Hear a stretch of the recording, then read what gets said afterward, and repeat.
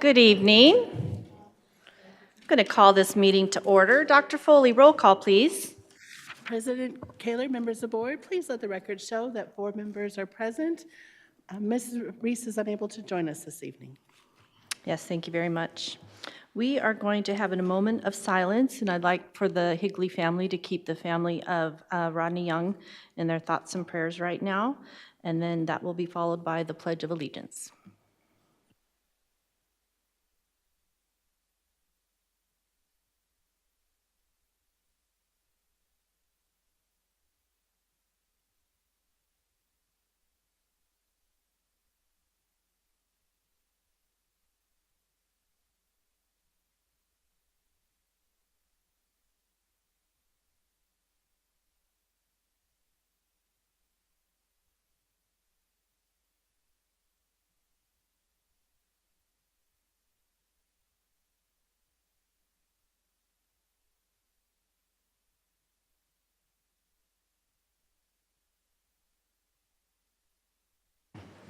We love a full house. Welcome, everyone.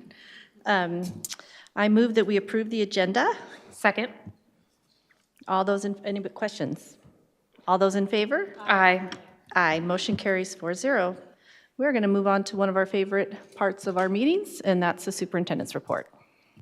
President Kaler, members of the board, we're going to start with one of our very favorite things. We have lots of celebrations, but tonight we're going to start with points of pride, and we're going to invite the administration from Bridges, Mr. Bickle and Mr. Berg, to come up and help us celebrate our Bobcat points of pride.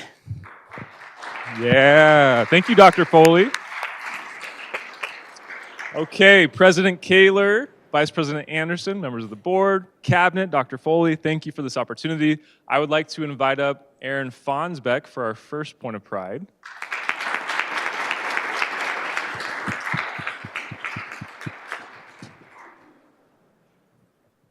Mrs. Fonsbeck is a second grade teacher on our campus, and she is one of the most incredible human beings one can encounter, and we are lucky enough to have her at Bridges.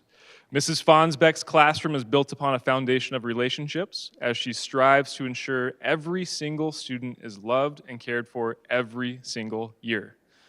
Sitting atop the relational foundation is Aaron's ability to deliver top-notch, engaging, and differentiated instruction day in and day out. Students in Mrs. Fonsbeck's classroom grow immensely every single year, and it's due to her ability to meet their individual needs as she does so in a manner that helps foster a love for learning. Around campus, Mrs. Fonsbeck has forged lasting relationships, friendships, and has garnered the respect of her peers. Personally, I know I can always count on Aaron's words of encouragement and positivity, making the tough days feel a little lighter, and that's happened a lot lately, so thank you. Aaron Fonsbeck is stellar and beyond deserving of being the Bridges Elementary Certified Point of Pride this school year. Thank you, Aaron.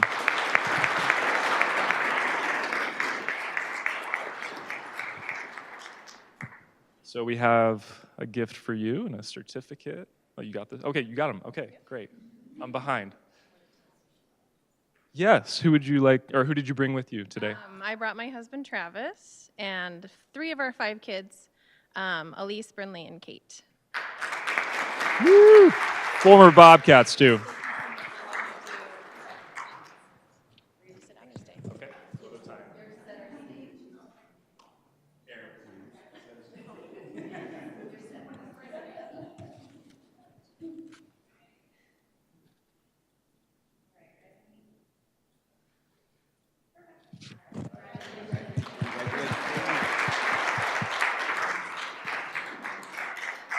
Next, I would like to invite up Michaela Lewis.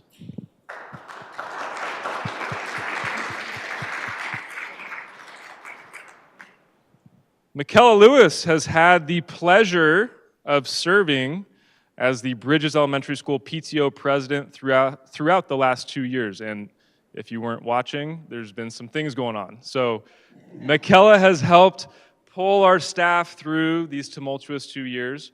Despite the challenges presented recently, she has demonstrated strong leadership, fantastic communication skills, flexibility, and exemplary creativity, resulting in our campus having one of the best PTO school relationships and success I have ever seen. Our PTO has been instrumental in helping us innovatively take strides to return to normal through community events, fundraisers, restaurant nights, and teacher appreciation activities that have been thoughtfully planned and perfectly executed. Your attention to detail is immaculate. Michaela's impact in all of these realms has been nothing short of extraordinary, as she has kept the PTO intact, functioning, and flourishing during this challenging time. I and the Bridges staff look forward to hopefully working with Michaela for many more years. Congratulations, Michaela, on being our point of pride.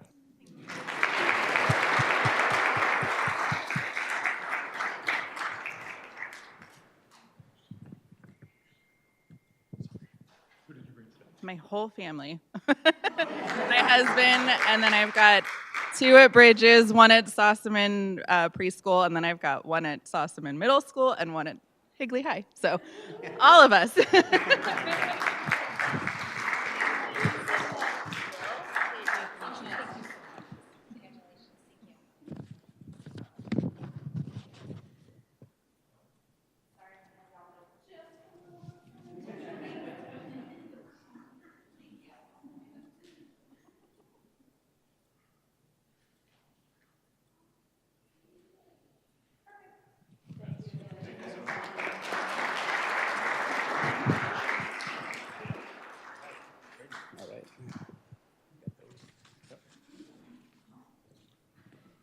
Miss Donna Hagen, please come up.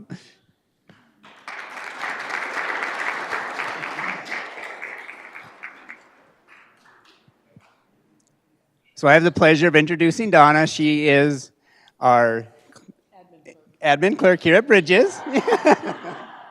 I still remember during Donna's interview for the administrative clerk position, she shared with us at her previous job that they called her Mama Donna.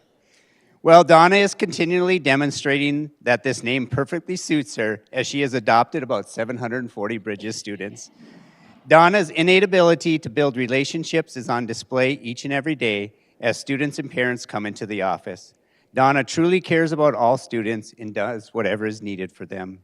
Over the past few years, Donna has also become known as the Horse Whisperer. The Sub Whisperer, I'm sorry. I'm sorry. The Sub Whisperer. Oh, yeah. Yeah. I messed that up. So using her friendly, positive, caring demeanor, she works miracles almost every day to make sure we have enough substitute teachers. I appreciate all of your hard work and energy you put into making sure the teachers, students, and parents' needs are met. Thank you for everything you do for the Bridges community.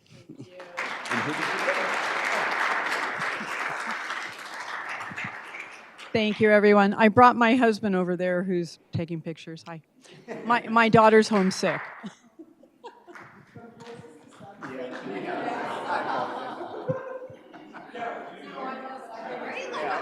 You bet.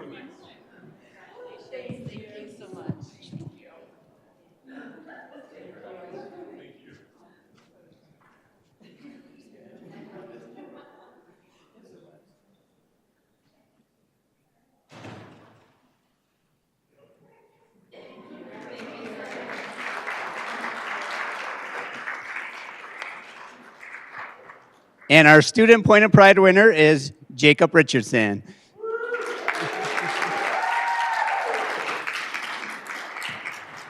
Good job, Jacob.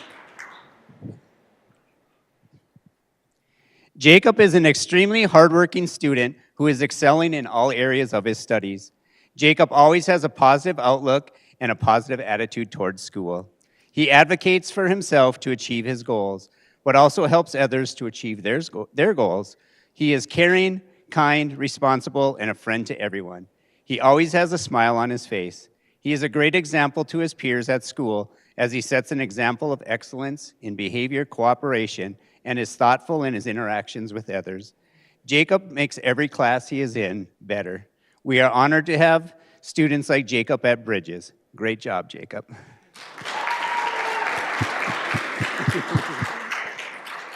You want to say who you brought with? Thank you to all my parents and everyone who's supported me thus far.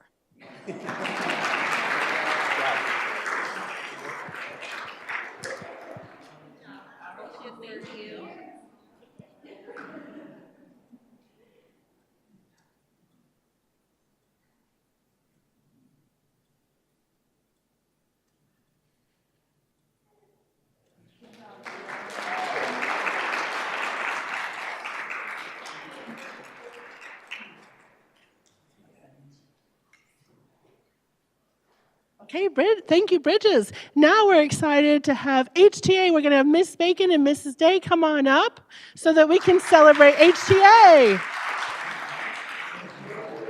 And I will help hold. I'll help hold.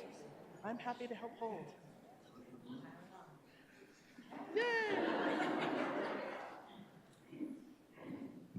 President Kaler, members of the board, good evening. I'm Karen Bacon. I'm the proud principal of Higley Traditional Academy, losing my voice. But yeah, I'm here tonight. We're here tonight to recognize 4 valuable members of our team. We could not do it without them. Our entire team is amazing. These 4 people deserve an exceptional recognition this evening. So I would like to start with Christine Zimmerman.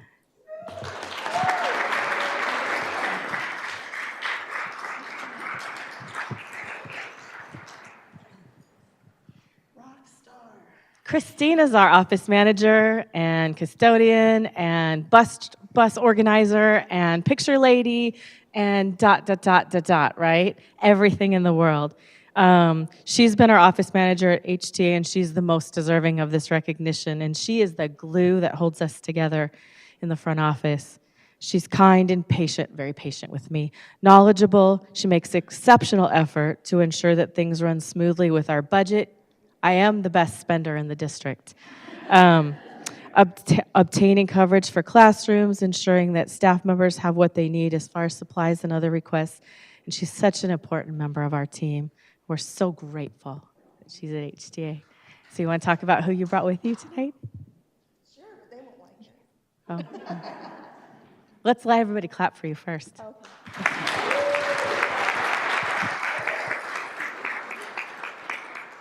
So I brought my husband and my 2 kids with me, who both have already graduated from Williamsfield. So we're a Higley family.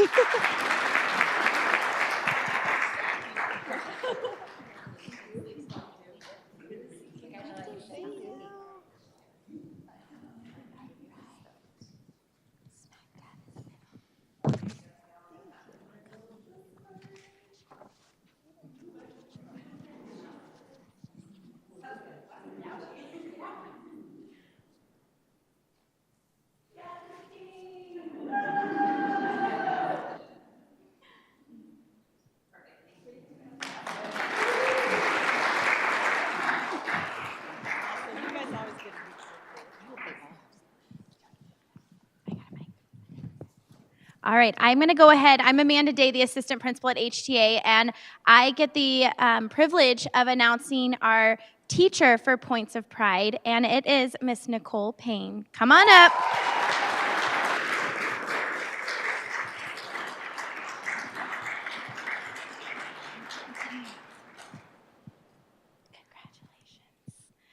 So in the short time that I've been at HTA, Miss Payne has gone above and beyond for her students, academically, behaviorally.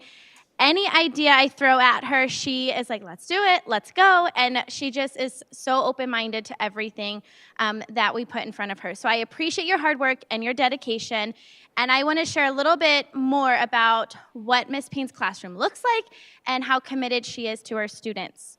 So the students in Nicole's classroom absolutely flourish. She meets the needs of each one of her students with her differentiated teaching practices, and her data proves it year after year. She is masterful at building strong and positive relationships with her students, their families, and our team here on campus. She can often be found writing personal notes to her students, leaving gifts or inspirational yard signs in front of their yards for her students just because. Nicole is an amazing teacher and a beautiful person inside and out, and we are super lucky to have you.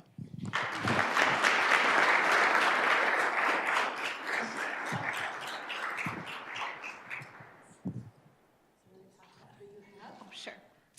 So I brought my mom and my sister and my son Spencer.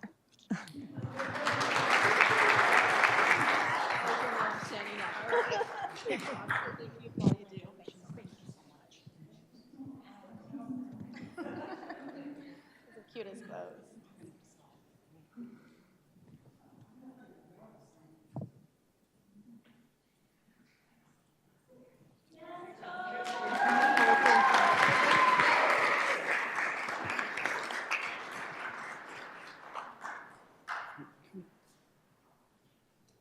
Our next point of pride for HTA is our PTO President, Jen Keys.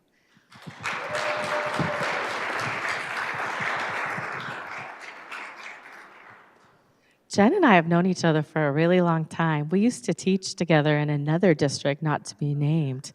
But she is an amazing PTO president because she's a teacher and she gets how schools operate. And she supports us every day. She is our president that has served on our board for a number of years. Being an educator herself, she knows the unique needs of a school, and she's able to share her knowledge and expertise with our parent support community. She's always looking for ways to enhance our school experience for our families, embraces opportunities to serve students and staff. Thank you, Jennifer, for all you do to help make HTA a very special place.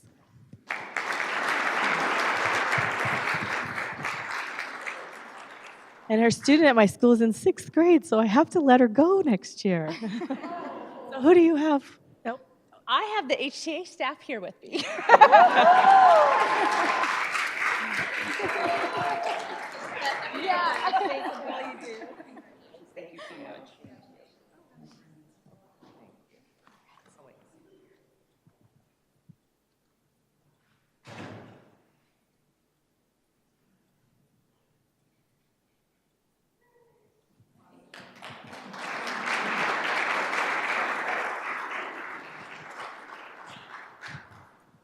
All right, now we have a special student that we want to recognize for points of pride. So Mr. Dylan Abbott, come on up here.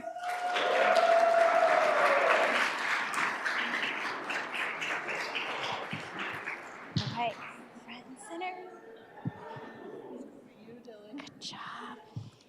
All right, so we are going to read about Dylan and what a rock star he is in class. Do you want to tell them what grade you're in?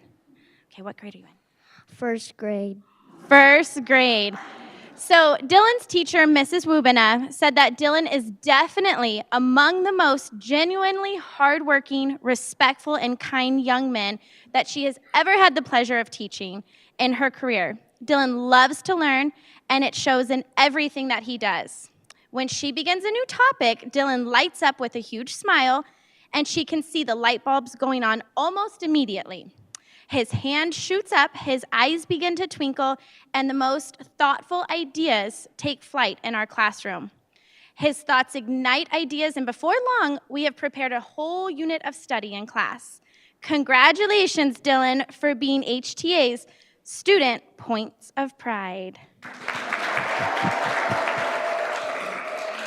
right, hold on. All right, so Dylan is going to share with you who he brought tonight, okay? I'm with my parents, my sister, and my grandma. Good job.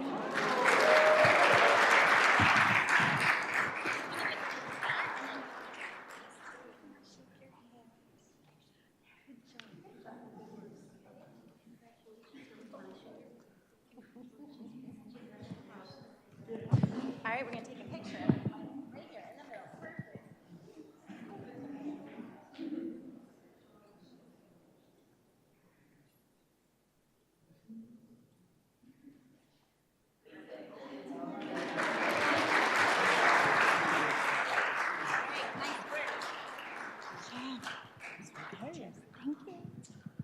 Thank you, Points of Pride. This is our favorite part of the night, but here's what we also say to families. We know you have a busy night and lots going on, so you are more than welcome to stay for the rest of the meeting. However, we also know you have busy days and school is still happening tomorrow. So if you'd like to leave at this time, please feel free to do so, and thank you for joining us tonight. And we will join the rest. We'll be beginning again in just a little bit.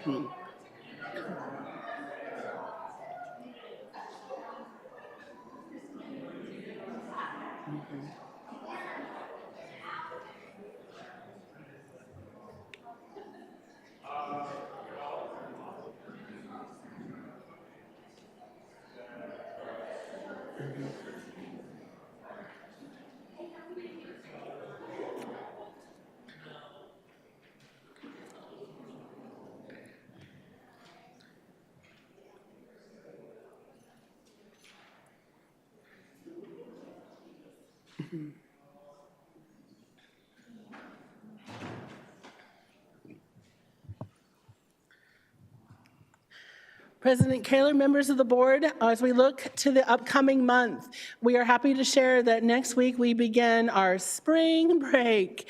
Yay! Woohoo! On the second week of our spring break, we're also thrilled to share that we are hosting the Gilbert State of the Town address that will be at HCPA, and I know several of you will be joining me there. We're delighted to host this. And April is the next month coming up. It's super busy. We have a board retreat where your administrative team is really excited to share with you the update on the progress that has been happening district-wide on several key initiatives, and there will be lots of updates to share.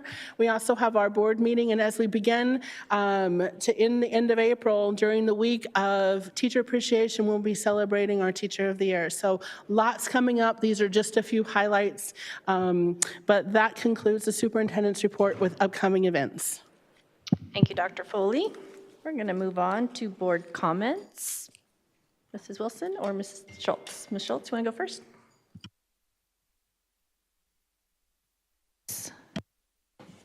Can you hear me now? Okay. I had the opportunity, along with President Kaler, to attend the Chinese New Year celebration, a little delayed this year, and it was amazing to see all those kids back on the stage and see the dragon not one, but 3 times. And we had town council members who attended, which was awesome, as well as admin, and it was a great event, and I'm so happy it's back. And I also, Ms. Richards, loved the activities and the food trucks that happened beforehand this year. And then I also was able to attend the cheer, the elementary kids cheer, and that was amazing. It was overflowing at Williams Field with parents from every single school. The cheer program has grown so much. My daughter's in 6th grade, and when she was in kindergarten, it was small, and now there's at least 20, 30 kids on each one of the teams, and so it's amazing to see everyone. And the Best Buddies Carnival, which Ms. Wilson and President Kaler and I were able to attend on this past Friday at Higley, and that was an amazing event. It was a little bit windy, and so some of the tents had to go, but it was a wonderful event to be able to see that. President Kaler, I was able to go to Gateway Point, their family fun night last Wednesday, and that was an absolute fabulous event with so many parents and so many kids there. They filled their little courtyard full. Sorry, I don't know what's going on with my mic. I just want to thank Gateway for all the hard work and the teachers and everyone who stopped out because it was fantastic. Thank you. Yes, springtime, there's a lot of events. We could go to a different event every single night of the week. So any chance we can get out there and see the fruition of all of your hard work, we are grateful. We are going to go on to request to speak, and we have several speakers tonight, so let's get started. We value input from our constituents. This time has been set aside for anyone from the audience who wishes to address the board. Please remember, this is not an appropriate venue to evaluate, discuss, or criticize district personnel. Policy KEB provides a process for complaints about personnel. Speakers should be aware that false statements about individuals may result in civil liability. Members of the board may not discuss items that are not specifically identified on the agenda. Therefore, pursuant to ARS 38-431.01H, action taken as a result of public comment will be limited to directing staff to study the matter, responding to any criticism, or scheduling the matter for further consideration and decision at a later date. And please make sure you limit your remarks to just 3 minutes. We're going to start tonight with Kaysen Platt. You may come forward. Kaysen?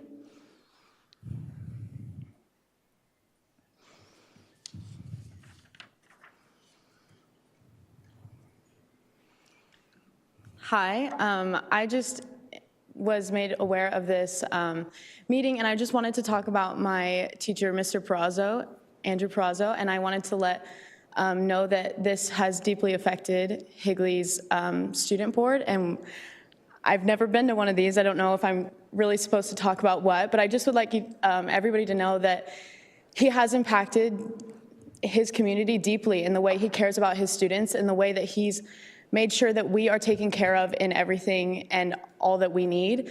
And I've never seen any teacher advocate for mental health the way this man has, and I have never felt so heard in the way like he speaks to me and the way that he speaks to all of his students. He makes sure that we are cared about and that he gives us slack for what we need in our day-to-day lives. And I have never, in all 12 years, I'm a senior, and I've never felt like any teacher has ever wanted to understand me, and he does, and he greets me with a smile every single day, and I want him to make sure that he knows that, whether he comes back to Higley or other action is taken, but we care about Perazo, and we want him to stick around. And that's my statement. Thank you.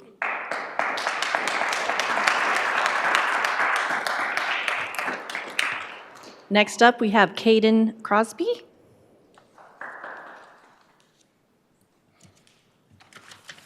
Good afternoon. I'm also speaking on the same topic. I just want to give a little insight on who Perazo is and how great of a man he is, a great family man. So, hello, I'm a senior at Higley High School, and I'm up here today to give background on Andrew Perazo. All these students that are with me today are here with me in support of this wonderful teacher. But he did not feel like a teacher to us. In my 12 years of school, not one teacher has impacted me the way Perazo has. And I know past classmates and many others could say the same. Now, kids dread school, and is a known fact, and it will always be one. But a teacher like Perazo breaks a barrier between just being a teacher and being a friend. He's a mentor and someone people look forward to seeing every day. My least favorite class in school was English. It has always been. I've never been an English guy. Okay, I've always been a math nerd. Okay, and I just never found it fun. It was one of those classes I wish I did not have to take. But Mr. Perazo changed my narrative on English. Somehow it turned into the only class I look forward to. I remember when I got my schedule and I got Andrew Perazo, I was more than excited. I heard nothing but good things about him.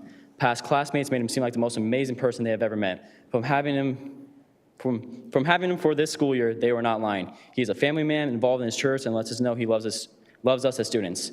No one is perfect, and these words and all the other students may not change the outcome, but all we ask is that you please put our thoughts into consideration. Thank you for letting me speak today, and I appreciate your time. Thank you. Thank you.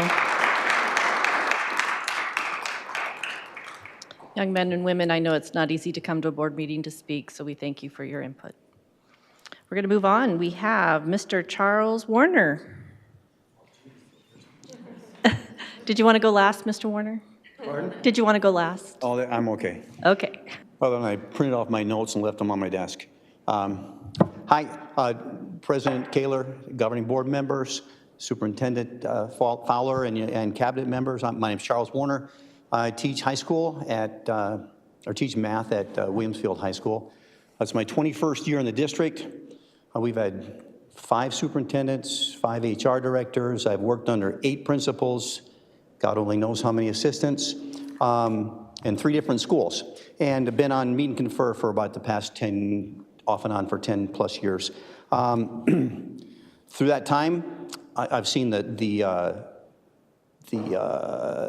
district grow and really heal from some times of like posturing and politicking and that kind of thing to a real sense of community and sense of cooperation, and I appreciate that. I know that HEA, one of our main goals is to attract and retain the best teachers, admin, and support staff anywhere. And I want to work next to the very best teachers at my school every day. And I really believe that the issue you're considering in item 8.3 is showing how much you care about the teachers and the staff and admin. And we'll do a lot for making this more of a destination place and district and recruiting than it is like a stepping stone to higher places. So again, thank you for the opportunity of being here and for all you do in service to our community.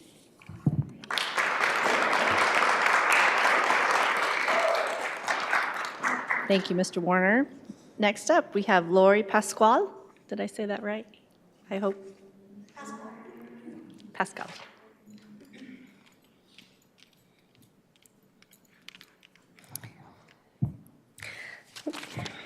Good evening, and thank you for allowing me to share my story with you. My name is Lori Pasqual, and this is my 22nd year of teaching. My first 13 years was in Virginia, and back then, there were salary steps, and yay to a yearly bonus. Then came the salary freezes, the rifts, maybe a 1% and 2% raise here and there. And then I relocated to Arizona almost 10 years ago. And yes, all of these years I've been at the same school here in Higley.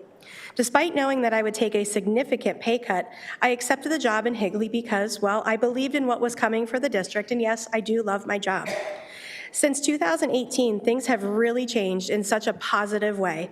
I feel that the perceptions of a teacher's job and the value of a good teacher has really changed for the better. There has been such an increase of support from our wonderful parents, our administrators, the school board, our PTO, and all of the teachers who continue to be there for each other 1 year in and out each and every year, through the good and the bad. I just wanted to say thank you for all of your continued support to keep such great teachers that are here with us, and as they can be almost like a second family, so thank you.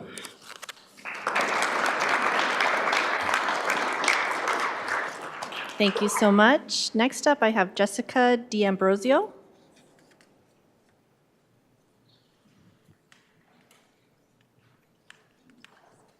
Hi, everyone. Madam President, Board, Cabinet. My name is Jessica Dambrozio. I've been a teacher for 17 years. I started my first 3 in Scottsdale, but I've been at Higley Traditional Academy for the last 14 years. I absolutely love everything that Higley is. I've watched it grow. We bought in 2008 in Higley Park from Chandler and made our way over here as the community developed, and now I live across from what is now going to be Epicenter. So I'm super jazzed about that. I have 2 sons. One is a freshman at Williamsfield, the other is a 7th grader at Cooley, and I just have to say that I love Higley. I love everything about where I live, where I work, who I work for, and who I work with. So I wanted to say thank you to each and every one of you tonight for just putting such an investment of your time, your energy, your thoughts, your prayers for teachers, for students, for administration. I wouldn't have known it 17 years ago, but some of my very best friends are the people that I get to work with day in and day out. And it's not just because they're cool or they're fun to laugh with, it's because we all have this shared investment in these little people that may or may not remember us, in 20 years. I hope they do, but I just wanted to say thank you. I know what goes into teaching and what keeps teachers teaching, and it's supportive administration who, really, my administrator could do my job hands down. I could never do her job. What she has, Ms. Bacon, has had for the last 2 years through unnerving times with nervous parents, had to gracefully respond to. I'm just really impressed with her, with Melissa Garland, who was our assistant principal before for years, and now Amanda Day. So there's a unity between each and every one of us, and we work off of each other. So I know there's some really big agenda items today, and I'm just asking that you continue to support us and help retain really good teachers and amazing administrators. So thank you for all you do, and thank you for your time. Thank you.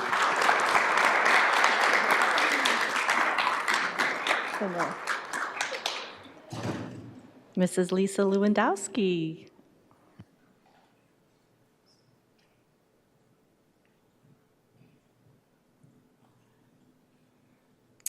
Good evening, President Kaler, members of the board, Dr. Foley, cabinet. My name's Lisa Lewandowski, and I am a math teacher at Higley High School. I have been for a little more than 19 years and a proud member of HEA for about that same amount of time.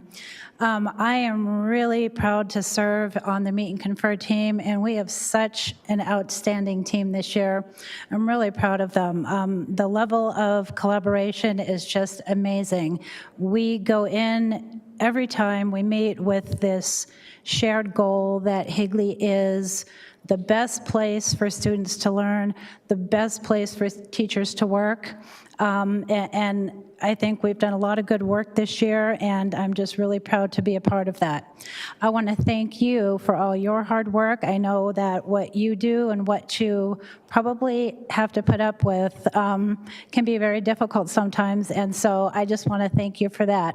I want to thank you for considering agenda item 8.2 and specifically the raise that's in there. I think it would just go even further to make this really a district that wants to attract and keep the best teachers. And we have some outstanding teachers. I'm very proud to work with them. And I'm just proud to be a member of this district. And I just want to thank you for your consideration on that and your hard work. Thank you. Thank you. Heather Balsh.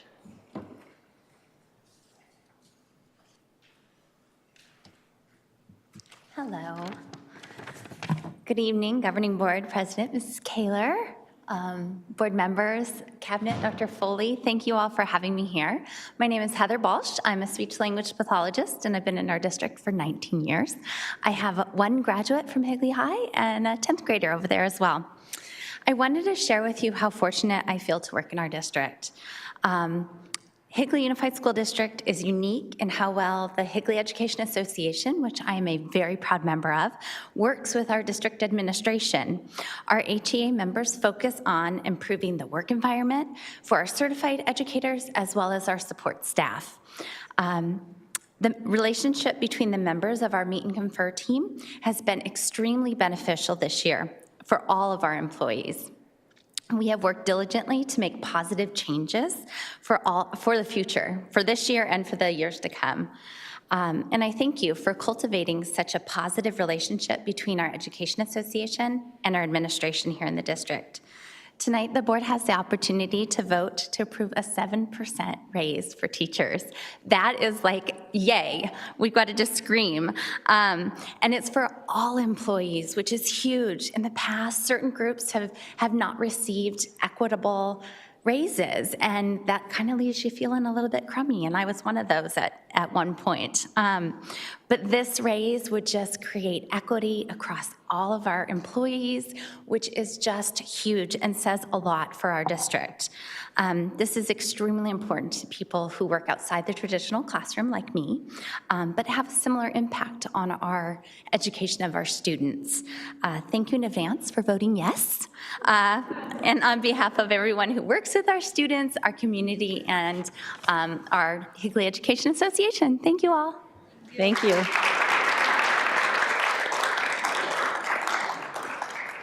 Tinaquinones.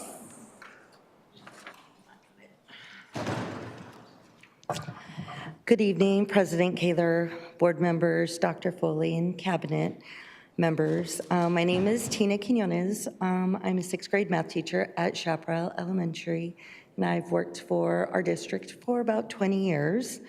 I'm here to speak about the agenda item 8.3, which specifically mentions the 7% raises for all our staff. We have a great Meet and Confer team that is committed and works very hard to do what's best for our district and for all its staff members, which includes our students also. The 7% raise shows all other districts, as well as our own staff and our own community, that Higley Unified School District values their teachers, values their support professionals, staff, and of course, our administrators who, without great leaders, we can't have great schools. So it's been a rough couple of years, and all of our staff, supporting professionals, our admin, and all our teachers have been here daily, supporting each other, doing what's best, again, for our schools, for our districts, for our students, and for each other. Other districts and their staff are seeing what Higley is doing. they've been seeing it for the past few years since Red for Ed. And where June and I were on AEA calls, and we're in this little Higley district, don't say a whole lot of it's nice when they're asking what is happening at Higley and when we're being talked about in a very positive way. People are asking what Higley is doing for their teachers, for their support staff, for administration. And I think that says a lot. Please vote yes for the 7% raise for all our staff, for our teachers, our supporting professionals, and for administration. Thank you. Thank you.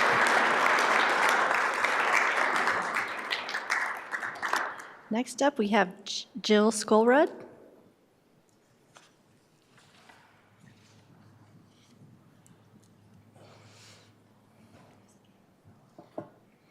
Good evening, President Kaler, Vice President Anderson, board members, Dr. Foley, cabinet members. Thank you for having me here.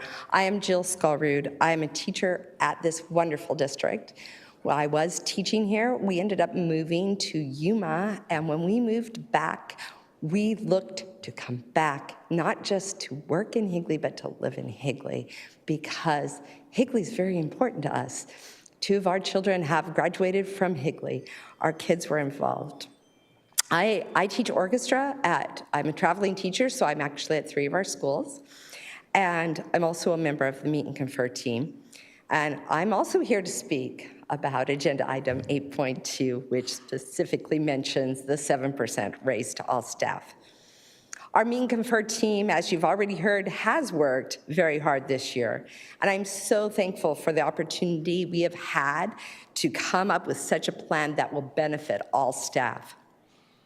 This will make us even more competitive in recruiting and retaining quality teachers, administrators, paraprofessionals, office staff, bus drivers, lunch people, everyone that make up our amazing schools. I know for myself, the 7% raise would mean not having to work a second job, as I currently do, and I'll be leaving to go to in just a few minutes. We would become one of the most attractive districts as we recognize how important everyone is.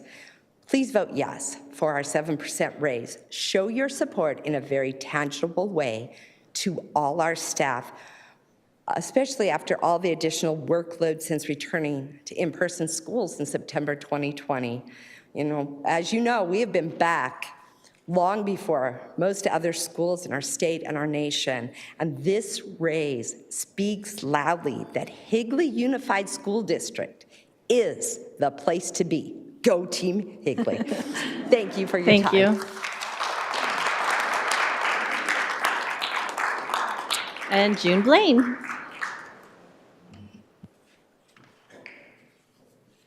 Good evening, President Kaler, board members, Dr. Foley, cabinet members. My name is June Blaine. I've been employed in the Higley District for almost 2 decades, and I'm here tonight to encourage you to vote yes on the proposed salary increase this evening. I would also like to publicly thank the Meet and Confer team for the continuous work that is done to improve working conditions, benefits, and compensation for staff. I feel the Meet and Confer team has always had an end goal of making all district employees feel valued. By voting yes on the proposed salary increase, you are sending a clear message that we are valued. Thank you for your time and consideration.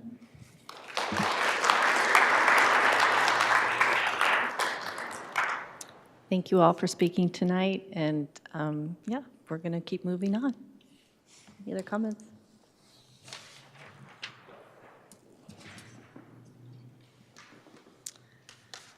I move that we approve consent agenda item 6.1 to 6.12. Second. Any questions or comments concerning consent? Let's go. In the consent agenda, there is an overnight travel for DECA in here that goes against, or is making an exception to a policy that the board put in place to allow more school days. But there are exceptions to this policy depending on what's happening and what's going on that the board can make. So that's what we're voting on now. So despite it being a policy for a couple days, we are voting to make it an exception. Any other comments or questions? All those in favor? Aye. Aye. Is that all four? I said Aye. Motion carries 4-0. All right, we have a couple information items. First, we're going to start with Mr. Tyler Moore show again. Here he is, 7.1. Good evening, President Kaler and members of the board. I have a very brief presentation, our second review of our capital outlay budget. This extends just a little bit on the first review that we did back on February 9th. And I just have a few updates. So again, some of the highlights of the 2023 capital budget include no anticipated additional COVID relief funding.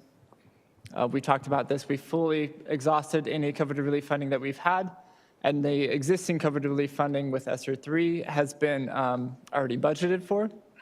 And so we don't anticipate any new COVID relief funding affecting either our M&O budget or our capital budget going into next fiscal year.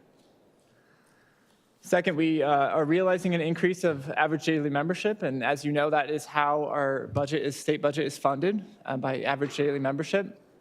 We saw an increase of approximately 2.2%.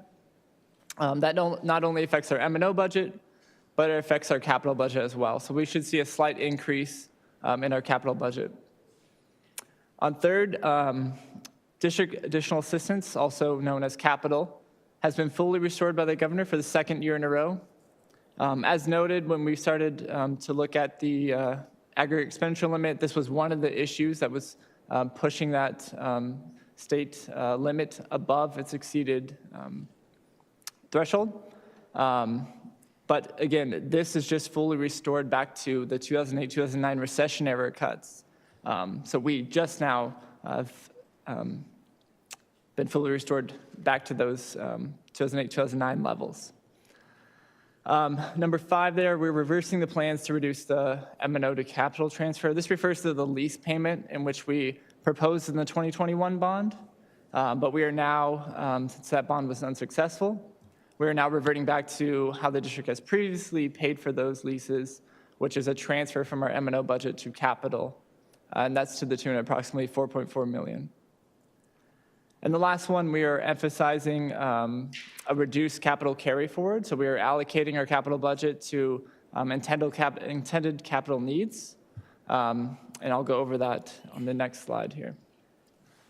So as presented on February 9th meeting, this is our entire capital budget for fiscal year 2023.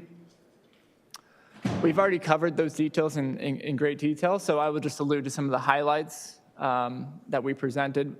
The biggest budget items are about middle of the page and major projects. You'll see approximately $10 million allocated for that's the Higley High School classroom addition. That is currently in the design phase, and we have now had 3 community meetings. We still have one more community meeting. That's on March 30th from 6 to 7 p.m. If you move your way down the list, from the first column, you'll see a total expenditure budget of $20.9 million. That does include both the building lease payment and the carry forward going into next year. And again, we do anticipate bringing this budget down. Next year, we anticipate a capital budget of roughly $12 million. You'll see in there towards the bottom, our district annual capital budget is approximately $6 million. So at $12 million, that's about double what our annual budget is. So still a conservative number that will address most of our district needs. But as we bring that budget down, we will greatly reduce our capital capacity in order to address large capital needs, which is why we're proposing, again, on the agenda tonight, a 2022 bond proposal. So the main highlight I have from the first review is a small increase in instructional aids, which is the second bullet there. We increased that by $10,000 due in part to needing to identify a designated funding source for elementary fine arts curriculum. This is specifically for sheet music and various instructional aids that at the elementary level did not have a designated funding source. So schools were relying on their capital or their budgets, and we felt like that was really a district expense. So we have made that adjustment. We've allocated $10,000 to start to address that curriculum need. And again, we anticipate carrying that forward for future years. So, Mr. Moore, would this make our curriculum the same across every school or every school in our district now, the music curriculum? Would this be, sorry, I'll rephrase it. Would this help every elementary as they go into the middle school have the same knowledge base moving up? I would. I'm sorry, Dr. Foley, I will put it to you. I'm sorry, Mr. Moore, to put you on the spot. One of the things is that obviously these materials and resources have been being funded out of different things. And this allocation, as you know, this last past year was one of the very first times that we have been so explicit in how we're utilizing these budgets. And you'll know that we have done an allocation for music with the work that was done with the whole music team for instruments district-wide. And again, we're looking at the elementary level, there were some resources and things that also needed to be addressed. And our feeling is we have fixed one area, needed to address another. This will allow us to have that budget for that purpose, for consistency across, and so that they're not utilizing other funds for this. It again brings this whole package into being more comprehensive and thoughtful in those capital needs for all those items. Thank you. I apologize, Ms. Wilson. That's beyond my expertise. I'm sorry, have so Mr. much Moore. I didn't mean to capacity. put that on you. It definitely should have went to Dr. Foley. So with that, this is the remaining timeline for our budget calendar. We are on the March 9th date there, so we do have later in the agenda an action item for tentative approval of the 2023 M&O budget. I just presented the second review of the capital budget. April 20th, we'll bring back the capital budget for tentative approval. And again, that allows us to get out and put POs in place and orders for those long lead items where we can get on sites during summer where we're not affecting campuses and student education. So, and then in June, we do the formal public hearing and propose an adopted version of the budgets that you've already seen today, both today and previously. So with that, if there's any questions. Any questions from my board? Nothing? On our April 20th, when you bring back the capital budget, are we going to have kind of a summary for the major summer, or like I guess this is like for what we're doing for the summer on our campuses? Like the breakdown of the projects that we need to address first in the summer. I know like one year it was the parking lots. We were going to address parking lots. So maybe if we just have kind of some of those top pictures of what we're going to be working on, that would be awesome. Yeah, so we can highlight those at that April 20th meeting. Okay, that'd be great. Anything else? Okay, moving on to 7.2, and Ms. Mum Martins has an update for us. Good evening, President Kaler, Vice President Anderson, members of the board, as well as my colleagues and our various Higley communities. I'm here tonight to give you an informational high-level update on our benefits. And tonight I do have with me two representatives from Kairos who are here today, Mr. John Ashton as well as Ms. Jennifer Sherman, to help answer any questions if applicable. So starting off, Mr. Moore had brought up at one of our last board meetings in regards to some changes that we were looking to do, and that significantly being the fact that we're moving to Kairos to help do our benefits, particularly our medical as well as our ancillary products. So Kairos is a pooling group that represents public benefits, entities in public benefits, so not only school districts, but municipalities, fire, counties. One of the large reasons, and Mr. Moore had brought this up before as well as I, is that it's strength in numbers, increase in buying power in terms of where we can go and what we can do as we look to move to self-funded model, which we'll talk a little bit more about that and why it benefits us here in a little bit. So in regards to Kairos, one of the many things that they're able to offer and give us as being our planned administrator, in addition to financial transparency, but just the support, the clinical advocacy, vendor oversight, wellness, compliance, and administrative support, which for our district is something that's going to be well utilized because we have a small benefits department. So any support that we can have to help provide those claims information as well as calling individuals and calling our vendors is going to be optimal for us.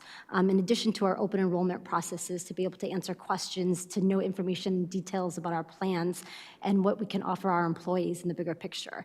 I'm not going to go through all of that, but just in general, Kairos provides services that are above and beyond that what you just get from a district carrier, sometimes when you're just going in a fully insured model. So that's something that we're looking forward to, in addition to the wide variety of packages that we can look into with them. For a majority of our ancillary coverages, we are going to look to move in that direction, but there are some that unfortunately Kairos does not offer, or at least not to mirror the products that we currently have. So we are investigating at keeping parts of those with us with Principal, who we moved to last fiscal year, or this fiscal year, going into this fiscal year. So the benefits of self-funded. So we are just high level, we're currently fully insured. The district moved to a fully insured model back in 2016, so the year before I got here. In regards to fully insured, you have one premium that you pay, and you pay it directly. In our case, we pay it directly to United Healthcare. In a self-funding model, something that's great for us, which is at the very top, is that potential savings that we can have. So in terms of being self-insured, we have the control to set our rates based on our loss experience. And something that I've seen here in Higley in my 5 years is that we've had a very good loss ratio. We hover around the 80% mark. So something that we've been missing in the fully insured is now we can take those potential savings, and Mr. Moore has mentioned this in previous conversations. We could potentially look to save, based on our experience, and if it continues in the route that it's been going, almost $1 million. And then as we build reserves and as we build our processes in that bank, we can then take that benefit and put them onto our employees by hoping to save premium cost in the bigger picture. So in terms of that autonomy that we have and the surplus, there's really no reason why Higley should not go in this direction. And this is something that we've talked about and wanted to look to do, but we weren't in a place to go fully move that way. But now I finally feel that we're in a place to be able to do that with the right support and a lot of what colleagues said today in terms of administration and the right administrators to help bring us there and move us to that direction. Pardon me. So in terms of our changes, we are going to fully move. And as I mentioned earlier in that last slide, the benefits of going self-insured being the biggest part of that is that potential savings. It is all about of our experience, so there is a risk involved with that, and that risk is we're going to be paying our money to cover our claims. On the previous slide, there's a comment on there in terms of stop loss. Without going into too much detail, you can buy a stop loss claim. And so say we set that at $250,000 or $300,000, which I think we're looking to do being our first year moving that direction. If any claims come in above that, we have that insurance to help us cover beyond that as we continue to build our reserves. But it's also about educating, and that's what we're going to spend a lot of time doing here between open enrollment and as we go effective July 1, educating our employees about being correctly insured and making sure they utilize their benefits the best way that they should be using their benefits. So going back to the other slide, some things that are a plus with moving to Kairos also is the fact that our provider is still going to be United Healthcare. That is not going to change. As I move into some other slides and I talk about some of our plan designs, we're going to look to work with them to mirror all of our plan designs from the primary medical component, so that way it can be limited impact on our employees. One thing, and it'll be noted on the other slide, that is going to change though is our RX coverages. That is going to be through Maxor. Right now it's through Optum, so we are working with Kairos to determine what coverages and formulary coverages are going to be, and if there are anything that's going to stand out, what's great with their support is they're going to work with us to contact those individual employees to talk about, well, what formulary drug are you on? What can we do with our new RX changes, and how can we help support you in that process? And or if there are other alternatives that we can work with as we go that direction. From a front of the house, our employees aren't going to see very much difference in terms of providing the insurance card, going to their provider, sticking with United Healthcare. Really, the self-funded models behind the scenes in working with the finance department and managing that budget, and as well as human resources and working with our vendors, and particularly Kairos and that support of that as we move forward.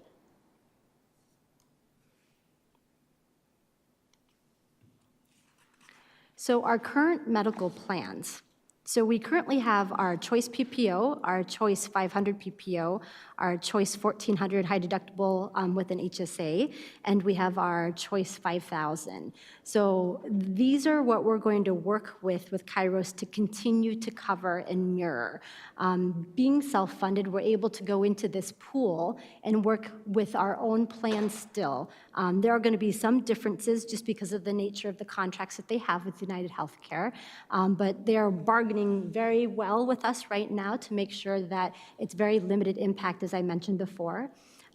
Ms. Reach helped me pass out our current premium insurance rates that we have. You'll notice that for the 22-23 school year, we're not looking to make any changes, and we've been noting that for quite a while now. The district, like last year, absorbed coming into this year any premium increases, and next year we're not looking at any premium increases for those medical components. Our ancillary/voluntary products are very different.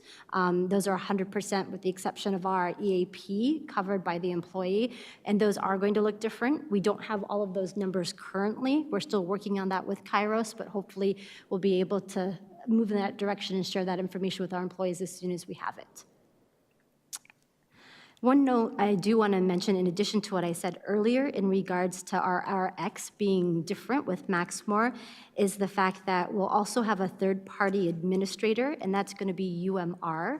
So currently our employees work with United Healthcare, and they directly do our claims and process them. UMR actually is owned by United Healthcare, but they'll be our TPA, and so when employees call regarding their claims, their EOBs, employee something benefits. I can't remember the, okay, explanation of benefits. I'm trying to think of that right now. In regards to that, they'll be contacting UMR for that and not directly UHC, right? But they partner with them very well. So our ancillary benefits, right now our EAP, our Employee Assistance Program, is with Holman Group, so we will be moving to ComPsych, and that's something that the district covers. The district does have Teladoc right now with United Healthcare, so we'll continue with that in regards to our ancillary benefits. One thing that we'll be adding, which will be great, is Delta Dental. So that will be in addition to what we currently have with our total dental administrators, TDA. We'll be moving back to VSP. Right now we're with Principal and IMED. Health Equity will be holding our health savings account as well as our FSAs. Right now they're with Optimum. And then Principal carries our basic life and our supplemental life and AD&D, and MetLife will be covering that. And again, we don't have specific numbers right now, but we will be sharing that as soon as we can. One benefit that the district will be able to go towards, which our employees have been talking about ever since I've been here, is that we are going to shift to from a January 1 to December 31st in terms of our deductibles. We'll be going from a July 1 to a June 30th, so it'll align with our fiscal year. That might provide some disruption initially in regards to some of the out-of-pockets, but we're going to be working with Kairos and working with United Healthcare to determine who's met those out-of-pockets right now and what we can do to help support them in that transition.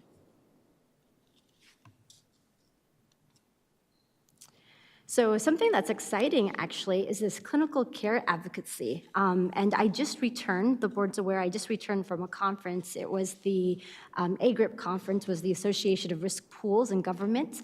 And actually, Kairos and their program on clinical care advocacy won an award through their nursing program in supporting employees and making sure that they have nurses, dedicated nurses available to help employees navigate through healthcare and benefits. So that was exciting because it was kind of a creative thing that risk pools were doing, and now we're going to be able to take advantage of that as we move with Kairos effective July 1. So that's something that's fun, an innovative project that's being recognized nationwide that we'll now have available to us in this process too. But the primary thing, similar like with HMOs, when you have somebody as a primary care advisor that's kind of making sure that you're doing what you need to do and you're looking at your holistic health, that's why you always have to have referrals. This clinical care advocacy is going to be operating in that capacity. capacity to where they'll be acting as, like I said, that liaison between the patient, the doctor, the insurer, and assisting them with any information that they need in terms of prior authorization requests, facilitating medication programs, and coordinating alternate site care. And that's huge for us to have another resource because our benefits department had been assisting in that process before, and we're just not staffed enough in that capacity. To have this whole new resource for us will be big. So in terms of our employee experience, we hope and expect to see lots of big things in terms of making sure that we have dedicated service to our employees and to where they're going to be able to access information, better technology. We are fortunate coming into this year, it was the first time we actually had a platform in which employees could go online and look at our insurance and also do open enrollment in that capacity. So going into next year, we're going to have that same level. With Kairos, they use Vimly, so we'll be taking on Vimly, and employees are going to be doing open enrollment through that capacity, as well as being able to continuously look on Vimly in regards to their products and their insurance. So that's something that's wonderful. We're staying within that IT area as opposed to before when we did not have that option. Those telehealth services, that clinical care advocacy, and that increased focus on member health and engagement. So we're going to be working with them to make sure that we have all the right technology, all the right supports to help employees as smooth as possible in this transition, but also to make it a great experience as we move forward too. And knowing with my relationship on the Meet and Confer team as well as the insurance committee, I know they'll hold me accountable if I don't provide this, and I will hold Kairos accountable if they don't help me provide this in that picture.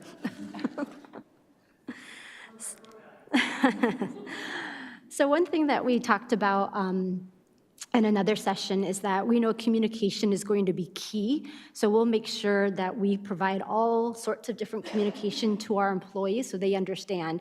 We're working with Kairos to do videos, webinars. We're going to be doing road shows, asking our administrators to visit their sites. And so that way we can have a quick PowerPoint and share the differences. Because as much as we communicate through emails and other resources, we always know we have individuals who struggle and or individuals who don't realize what impact this is in terms of change for them. And like I said, we're hoping it'll be minimal because we're seeing a lot of the same carriers in terms of that primary medical. It's really going to be the ancillary that are going to be some changes, but we're looking to mirror those same types of plan designs, even though it's going to be a different vendor. But we're always here to work with our employees in every capacity that we can, and knowing that we have a whole other set of customer service to where employees can call Kairos directly is an added benefit. Again, an extension of our own benefits department that's only going to support us in the bigger picture. And with that, I'll entertain any questions. President Kaler, Mrs. Martins, thank you for this presentation. I'm excited to see it. I think the July 1st date is actually a pretty excellent thing for our employees who are getting ready to possibly change and come to Higley to have that option. I know it might feel hurtful at the beginning, this first year, being that, if you've already met your out-of-pocket max, and I'm confident that our team will work with those people to make that as smooth and as easy as possible. Thank you. Any questions? Go ahead, Ms. Anderson. I too want to say thank you and for both Kairos and your team. Benefits is important, and they're always, like you said, there are some stragglers. I've had a little time in benefits here, and then I worked in a hospital in human resources, and it's good to hear that you are trying to keep it the same and thinking of the employee. It's not just, hey, it is what it is, and we're just trying to save money. So I appreciate you doing that for the staff. Have you had any feedback about the current plans of what works well and what doesn't work well as far as coverage? Have you any? President Kaler, Vice President Anderson, one of the biggest things that we've heard transitioning into this year was just having the availability to have access to their insurance information online. And another benefit that we've heard, one of the things that was a struggle my first few years here was that our previous short-term disability plan and the way that it covered our employees in terms of the elimination period, how long, as well as numbers being incorrect when they were doing payouts. A large number of our demographics are women, and women who are having families, so short-term disability was being utilized quite intensely for that reason. I will say that in conversations with Kairos, because we are doing weekly calls, there is a difference in in the short-term disability. So in Finance Cabinet and regular Cabinet, my colleagues and I and Dr. Foley have talked about there are some things that we might not look to change as a result if we aren't able to mirror them in a capacity to our benefit, as well as the fact that Kairos doesn't have the same critical illness and cancer insurance that we have currently. And we have a number of employees, just under 200 in each one of those plan designs, so we're looking to keep those for them too. But there's still continued dialogue to occur in the bigger picture and where we'll move to, and as you said, Ms. Anderson, looking to mirror as much as we can as possible so there's limited impact. It is a struggle. I consider myself a fairly good benefits person, but there's still a lot that I need to know and understand, so I can only imagine with our employees, especially some of those employees where they might be overinsured, but they do it out of fear of being underinsured, so making sure that they are just paying up front versus paying later. So we want to help educate them too, because although there's no premium increase this year, I think ultimately Mr. Moore and I are looking to do premium decreases, knock on wood, with good positive experiences, and hopefully with the right education, our employees can help us with that. And Mrs. Schultz. Thank you. Mrs. Martins, I have just one question. So various insurance companies offer preventative things like through mental and physical health and stuff. Is that one of the options, whether it might be gym or discounts, things like that? So I'm going to look to Ms. Sherman and Mr. Ashton, but I do know in our initial conversations there are some gym, certainly preventative options, just like other medical care in regards to doing your yearly visits. We talked a little bit about, and I'm losing the word off the top of my head, but where you do the yearly come in and test the biometric screening? Yes, biometric screening. So, Yes. Ms. Sherman, if you want to comment on anything else. We do have a full suite of preventive and wellness type opportunities. Of course, with the Affordable Care Act, there's embedded wellness and preventive stuff in the health insurance. But we also do come alongside and offer biometric screenings at no cost to the district. So we'll be looking to schedule those in the near future. There's a number of other solutions depending on what the need is. We have an employee assistance program that might touch on the mental health piece that is available at no cost. Teledoc, again, is another thing that right now especially is available at no cost on all of our plans because of COVID and the CARES Act legislation. So we do have a number of resources, but we are available. We have a whole team available to answer any questions if they should come up. We would love to hear from you and provide more education so we can get the word out. I just have one more, sorry. Quick question. You said Teledoc was available now on your plans. Do you anticipate, because of COVID, do you anticipate that changing in the future? Yeah, so it's kind of a multi-pronged answer. So Teledoc is available through the health insurance plans on all of them, but on, for example, the high deductible health plan, you do have to pay a copay for it, and that's an IRS regulation, but because of the CARES Act legislation, that's been waived. So at some point, depending on the plan, you might have a copay, you might not. It depends on the plan. Okay, sure. Oh, I was just going to be silly and just say, hey, if you can negotiate some discounts or some free massages for these teachers, that would be fantastic. I know some people. We'll work on it. I think that can fall under chiropractic care somehow. So I have seen that, and I know some chiropractors, so hit me up.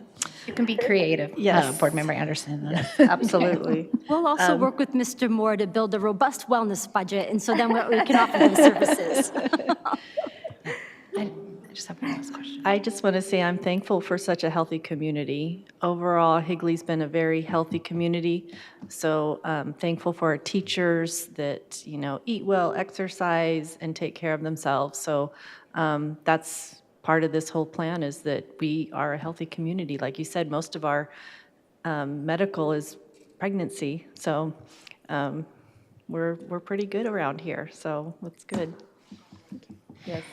We have some teachers been around. I've been around in here too. I worked at Human Resources and the sub-coordinators. I don't know if you guys participated, remember the wellness committee that we had way back when, and we played volleyball, and we had steps, and we try to have like weekly or monthly prizes. So whenever you say it's a healthy community, I didn't expect the turnout and the people that participated. And it was a lot of fun. It'd be neat if we could start that up again. You're gonna bring it since we back. can actually be close together, kind of. I think there was a Nail to Scale at Higley High all the, or the district, or is it the whole district that we did nail the scale every year? So there's some great things that we do in Higley to stay healthy, so. Very good. We appreciate your time. I just have one more question for Ms. Martins. You talked about the ancillary and not having the information yet for that. Do you, if people are hearing, staff's hearing this, is it something that they should worry about as far as the cost, or you're working that out? President Kaler, Board Member Schultz, through our kind of initial comparisons with Kairos, some of our ancillary products we're looking at, they are a tad bit higher, but they also come with better benefits. Some are very comparable and some of them are less. So we're seeing a mix among the three. So in terms of concerns, I would say no overall, but we just we want to acknowledge that they'll be different and make sure that that's clear, that there's a differentiation between that and our primary medical. Thank you very much. Thank you. Will those be brought back to us? Will you give us some sort of information, even if it's just through superintendent report, just so we know what to expect there? President Kaler, Board Member Wilson, we certainly can provide it in the superintendent's report in terms of specifics if that's what you would like. But as we're continuing to work with Kairos and getting all the information, building the system for that implementation date, we'll be communicating all of it through our open enrollment process, as well as, like I said, educating our employees even prior to that, so that way they're making sure that they're choosing the right plan that's best for them as they move forward. But we'll certainly provide all of that to you guys in advance too. Thank you. I know that in the past, the school board was available, we were available to go on certain plans too. Is that still the same with this? So I can't speak, President Kaler, I can't speak to before my time, but during my time, the school board has not been part of that. I know there was some confusion at one point, but it's not a classification coverage that is in it. I know that Dr. Foley had raised that question with me last year too. We, at one point, had retirees in the program, but we no longer have that because we only had one individual take advantage of that, and that was a number of years ago now at this point. So I'm not familiar with prior to 2017, but during the time that I've been here, it's not been an employee coverage group, no. Interesting. Well, thank you for clarifying that. I think we're all good here, though. President Kaler, members of the board, I want to take a second to thank our team, both our HR and benefits team, also working very closely with finance. One of the themes you've heard in our presentations is we have been so thoughtful and intentional about examining what we've done, how we've done it, and how we continue to do it better. And one of the things that's really important is ensuring that we have the same caliber and quality of resources for insurance for our employees while not being at the whim of if we are not self-funded and the company we were with were to raise the rates, we would have no other choice but to pass it along. We would not want to give a raise and then turn around and have to raise our insurance for the same insurance company. So this is one of the smart ways that we can ensure the quality, the caliber, the option, the choices, and financially be in control of it so that we're more stable and more financially there. That doesn't happen without strong leadership and teams who understand how to do this and make sure that we do this well. Mom Martins is being she is being kind when she says she's just understanding this. Mom is an expert in insurance. The reason she was at that conference is because they asked her, because of her knowledge, she's being recognized by our colleagues in the state as an expert in this area, and we're fortunate to have her in this capacity to advise our team as we work to do things better and differently. Having Mr. Moore and his team help us make sure financially we're doing these right also makes us able to move forward with sound decisions. So we thank this team and the work they've done. This has been a lot of work to bring it to here, but we feel good about this being one more piece that we're putting in place to ensure how we do what we do better. Well, thank you so much. And you're so humble, Ms. Martins. Thank you. Appreciate you. Appreciate everybody that worked on this to present tonight. All right, we have some exciting action items coming. Let's move on to 8.1. I move that we consider, discuss, amend if desired, and if deemed advisable, to adopt a resolution ordering and calling a special bond election to be held in and for the district, and authorizing the chief financial officer to comply with certain sections of the Internal Revenue Code. Second. Questions, comments, concerns? Mrs. Schultz, you're looking at me. Would you like to say something? I'm okay. I will wait till after, if that's okay. Okay. Mrs. Anderson. I just wanted to address a couple things. Going through the feedback from the survey, there were some information was, the concerns with some information were expressed. Of course, you know, we've all read through it, and I think you addressed it in the PowerPoint whenever you gave it to us, the main highlights. But I just wanted to speak to it. You know, the one I really want to hit are for the people that are on the fence due to previous administration. They're worried about, you know, if it was mishandled before, then how can I trust it's going to be handled well now? Well, I just want to say it on record, and I just want it to be, you know, said out loud that, you know, there are at least 2 board members current that fought against a lot of the previous administrators or superintendents' choices, and you know, one was threatened, and I myself, being the other one, you know, our reputation was destroyed, and it was very hurtful and bad times. But I just want to say to these community members that are not certain that, you know, we've got people serving right now that we're aware of it and we're against it, and we have a lot of faith in the administrators that we have right now. I've seen a complete change in the choices that they've made, the information that they convey, sometimes overwhelming, not sometimes, all the time overwhelming, but it's very transparent and makes it more comfortable. So I just want to touch on that you know, you've got a team of people right now that have more confidence in the administration. I also wanted to make sure that everybody was aware that the bond doesn't cover employee salaries, you know, so thankfully we have something on the agenda today covering that, but the bond is not for that. So whenever the express concern about that, we're talking about taking care of the buildings and getting resources in the classrooms and things like that. I just, you know, I'm not real, being a teacher and to teach right now, and in our district, we give laptops to every student, and I'm not really for it. I really wasn't for it whenever we did it. When I worked at Cooley, I see why we have it, but that was one of the concerns that was mentioned, you know, do we really need to give all the students laptops? Well, they need the technology. There's a lot of things that are online now.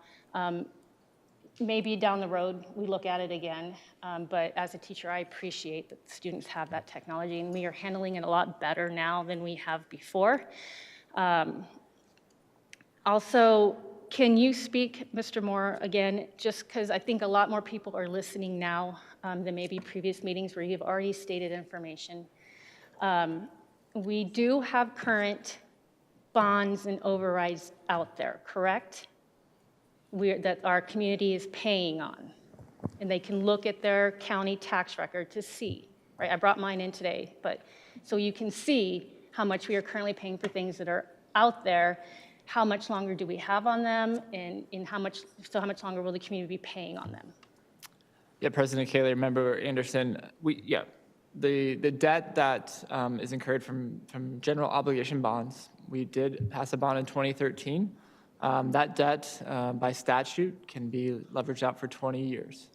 We do that on purpose to, one, not put such a tax burden on residents and putting that in a 5-year payment period or 10-year payment period.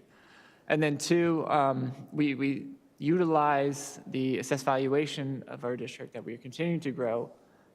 We schedule debt out to longer periods of time and then to incur lower tax implications in terms of to the resident, to the property owners, commercial business, all those who live and own within our 24 square miles do right now currently pay on our general obligation bonds. Off the top of my head, I do not know when that tails off, but we have about 90 million in outstanding debt. But that is just a sliver of what we have and what we have grown to need. And so, I mean, I can allude to that a little more on our website with some of our bond information, where you can go and see the tax impact of this proposal and what our current tax impact is. So. And there will be no tax increase. They'll just see an additional amount on their tax, or Maricopa County tax forms, correct? That we'd be paying into it if it were to There'll be no pass. tax rate increase, right? You will continue to pay on the same rate. We are able to, because of our assessed valuation, the property values within our district are continuing to grow. The tax rate will not be increased with this proposal that is presented tonight. We did that purposely because of the feedback that we did. There was residents in our community that have felt the impact of inflation and everything that is going on in the world. And so we were conscious of that, and then we purposely reduced this proposal to take that into consideration. President Kaler, I was able to watch the Friends of ASBA presentation on bonds and overrides that they put on, and I do think it's awesome for our community, if that's possible for that. I don't know, Dr. Foley, if you know if the community can watch that at all, but it was interesting to hear why the business partners are excited to help public schools. They want to make our public schools stronger. They want Arizona to be the place that their people want to come and live, and they understand the implications of good schools and how good schools will bring people from different parts of the country to Arizona. And it was just a really good eye-opening thing to hear these business partners be so excited to help public schools, because we don't always hear that. A lot of times it's always put off, you know, from our governor sometimes. And it was good to hear these business partners so excited that our schools are growing and that we're getting people, especially construction partners, because they are having a hard time getting people attracted to Arizona based on our schools and our 49th funded. So to me, this was it was very enlightening, and I just want to mention that, thank the Friends of ASBA for putting that on, and I'm excited to see where it goes. I also read every single one of the comments from the survey. I thank our community for sharing their feedback and giving us some insight on what we could change this time. Thank you. President Kaler. One of the things I want to just touch on, Board Member Anderson said this wasn't for salaries, and we're voting on that tonight, but the bond is essentially for students and for our students and education and in Higley, and wanting to move forward and wanting to have the finances to be able to do the best for students and for our community, so that we can have successful workforce in the future. So we need these things, and it's not that they're just wants or anything like that, or they're things that we need. And I want to make sure that when we do, if we decide tonight to call for the bond, that we are communicating with the community that I think we weren't able to do previously, and that we're on social media, and that we're out there, that we're dispelling any of the rumors and things like that, or the half information. Some people get half information and they run with it throughout the community. And that doesn't do anyone any injustice. And so I just want to make sure that we're able to do that, and we're able to meet people where they are and be able to communicate with them so that they know that this bond is for our students. And thank you. Oh, were you wanting to speak, President? I'm so sorry. Okay, and thank you for bringing that up, Ms. Schultz. That touches on a couple of things. I have the results up here, and if I'm reading this correctly, it shows that total votes were only 12,100, right? So that's out of how many? Yeah. So if this passes and we're going to spend the money to do this, and people are going to volunteer to commit to it, then we definitely need to reach more people and do a little bit better. And I think that's already been brought up before. And I'm not going to tell you to do it. That's not my thing. But I do want to, one additional comment that really stood out, or actually a lot of comments, hit the fact of, tell us what you're spending the money on. And I know this has been discussed before, I love that idea. I've seen district websites where they'll, or even maybe it's the school's websites where they'll say we spent this much today. And I know we've already talked about this at other board meetings, but I can't support that enough of giving the community that feel that we've listened and this is what we're spending our money on. We're not wasting it. We're not wasting anybody's time either. And then there was another wonderful idea. A lady from Texas, I remember her recommendation that they have like an ambassador group where they brought the parents in and they were able to work with administration. And it wasn't just like, oh, hey, let's get input. It was the word she kept repeating over and over was the relationship it built between the community, the parents, the administration. I don't know if that's possible. I thought it was a wonderful idea. I know I said this before many times. In the past, I've been a part of so many committees that were wonderful ideas and fizzled out. And it's meeting schedules and it's time. But if that's something that we could consider, assuming that this passes or not, I don't know, but it's just something to consider. President Kaler, members of the board, one of the interesting things about, one of the reasons we've been talking about this earlier is we talked about how important it would be for calling for this election earlier so that it provides time. One of the things that obviously there are constraints, legal constraints about what a district can do. Once you call for an election, we then follow the code, which we work with political action committees. One of the things that we've learned an awful lot is this process when we revised our proposal from our survey information is we also are looking at, when you start earlier, it provides more time to bring PAC members on. It also provides us an insight on how we might want to work with our communities within the confines of what districts are legally able to do. We're talking about working with PTO groups, getting others involved. Other mechanisms that we have discussed include expanding the opportunity. What's interesting is when you look at our results, you see that we, narrowly didn't pass. This was 50-50. You also didn't have very many people who turned out for this election. This coming year is a little bit different. While it's not a presidential election, there will be greater traction in it because you're looking at the governor, you're looking at senators, you're looking at an election that's going to bring people out. Having the time allows us to work with those network groups to get people involved in the appropriate, proper ways that we can legally do that and have the time. But it also allows more time for other action committees who may have concerns about it to address it. One of the feedback you'll see in the website that we showed with you was visually, how is the money being spent? We brought it down to an infographic for each one, and we have categories per spending in each one. That becomes part of our information that we share when we go to these.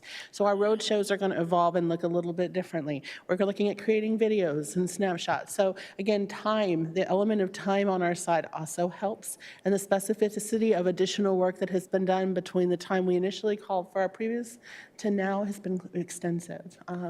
So a lot of work has been done, a lot has been learned. We have more feedback and perspective than we ever had before, and our team has adapted accordingly. So there's a lot of work to be done, hence one of the reasons why we're saying we're looking at this sooner rather than later as we did in the previous election.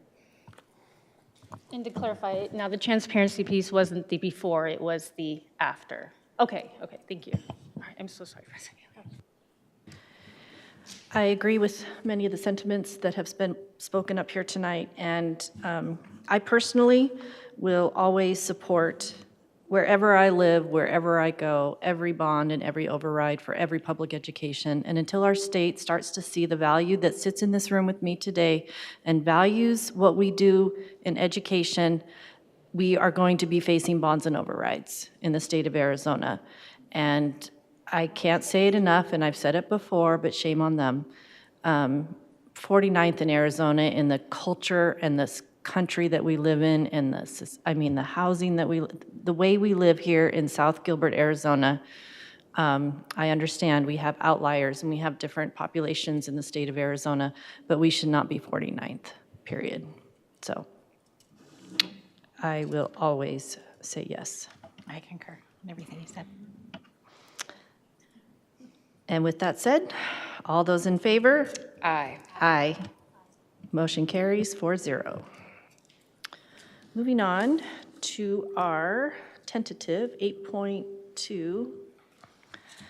I move that the governing board approves the tentative 2022-2023 M&O budget to allow for the issuance of contracts to all employees for the 2022-2023 school year. I second. Any comments, questions?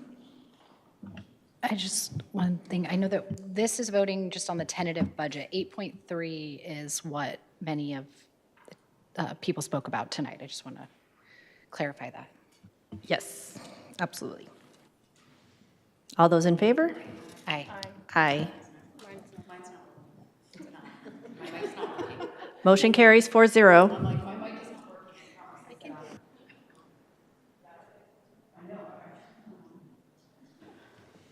Okay, we're going to move on to 8.3.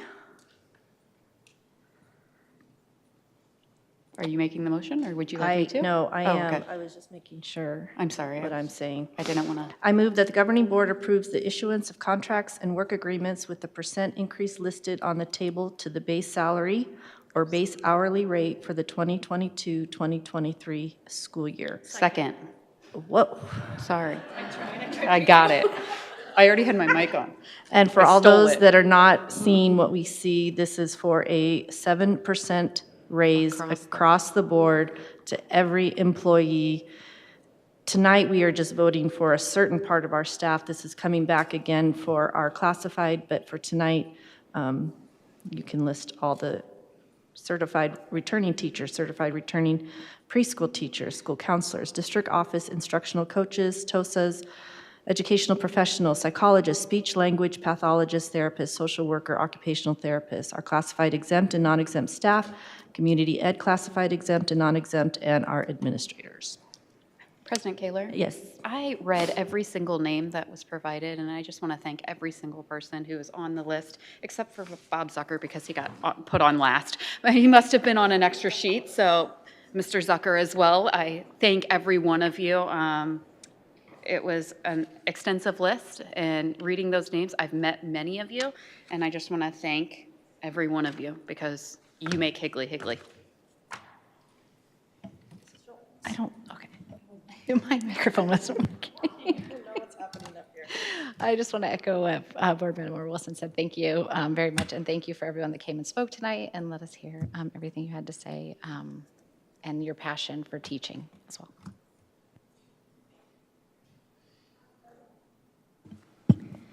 Just thank you, teachers. It's been a heck of a couple of years, and teaching alone is very difficult without everything else you had to deal with. Thank you for your patience with us as we made decisions that you may or may not have agreed with earlier on, and thank you for staying and teaching these children and being a huge part of their life and their future. Thank you.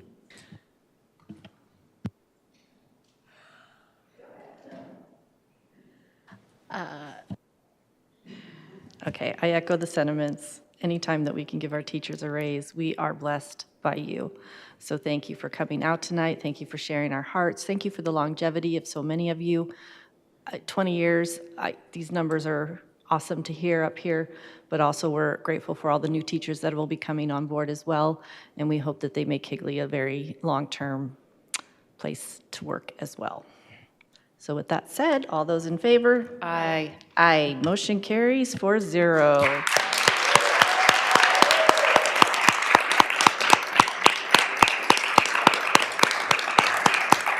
Thank you. Oh, you guys make us want to cry up here. Thank you.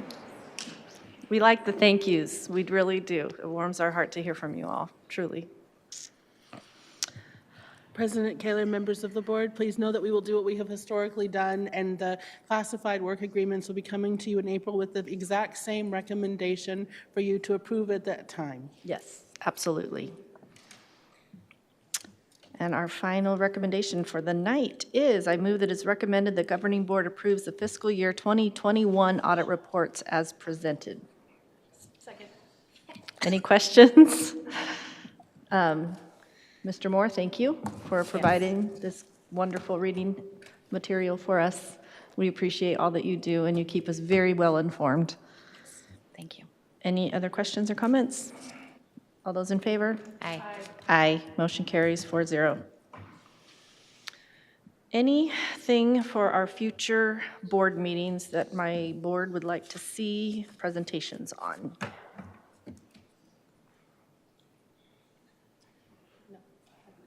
I think we're good. We have a lot coming up. I think through summer, we are booked. So thank you so much, and I'm very excited to see the strategic planning update coming up. Dr. Foley and I've had some conversations about that, and there's been a lot of hard work by a lot of people, so we're excited to see that in-house strategic plan. With that, I move that we adjourn. Second. All those in favor? Aye. Motion carries 4-0. Have a wonderful evening and a fabulous spring break.